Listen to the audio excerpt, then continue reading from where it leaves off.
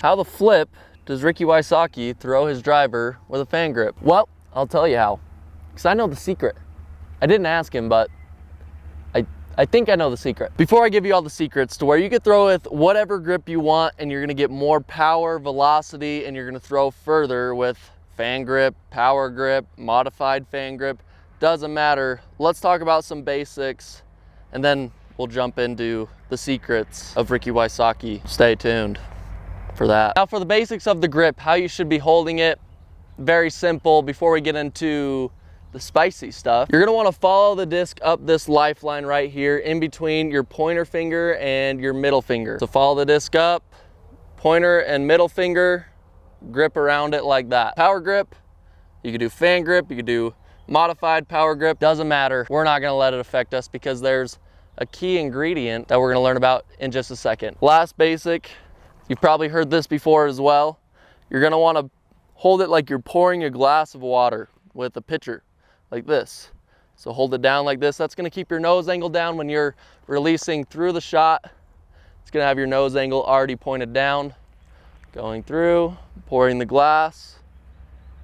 And that's the very, very basics of the disc golf grip. So if you're not doing that now, you should probably start doing it. There's so many detailed and intricate facets to throwing a disc golf disc well and far.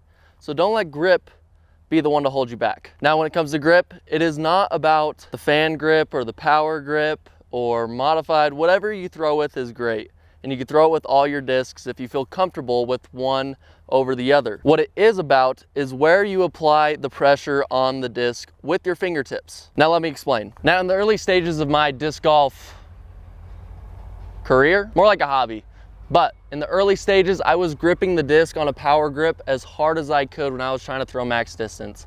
Every finger gripping as tight as I can, and that is not the best way to do it. No, on the flip side, you also shouldn't be able to just, you know, loosey-goosey, hold it in your hand or else it's gonna come out early most of the time. So we need to figure out where to apply pressure on the disc with our fingers in order to get the most out of the disc as we're throwing it. Now the best advice that I could give is these three fingers right here, don't matter, don't worry about them.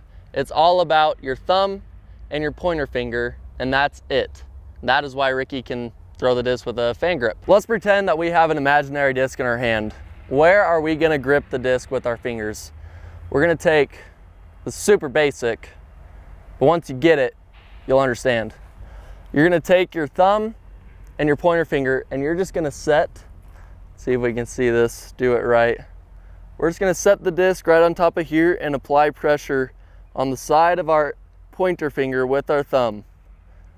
Can you see that? That's the only spot that we're gonna worry about the pressure is thumb on top of pointer finger. Now, if you're gonna put it into percentages, you should have about 90% of your pressure on your hand in between your pointer finger and your thumb. So you can hold the disc like this and you can literally throw it just like that. These three fingers are just used for stability. So whatever feels comfortable to you is what you should do. If I'm applying pressure with my pointer finger and my thumb, I can hold it on a fan grip just to keep the disc upright. I could throw it on a power grip.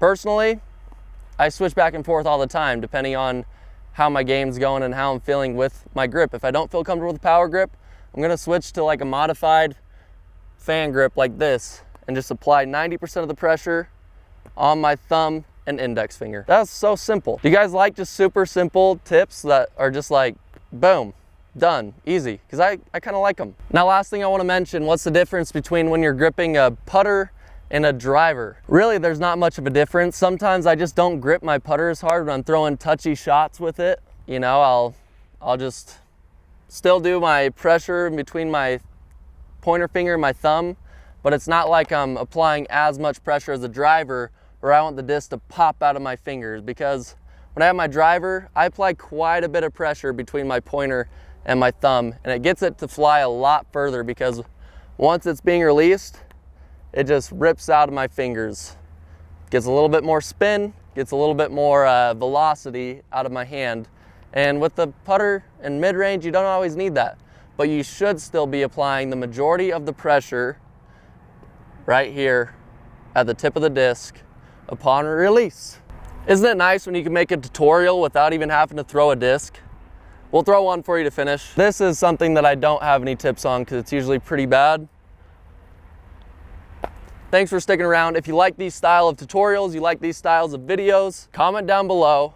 Also, comment down below, what do you prefer? Do you prefer a fan grip, a power grip, modified fan grip, and with what disc? Do you switch it up between discs? I know I do. So, we'll catch you guys later. Thanks for watching. You guys are awesome. Peace. Ah, we got one. Another. Nice.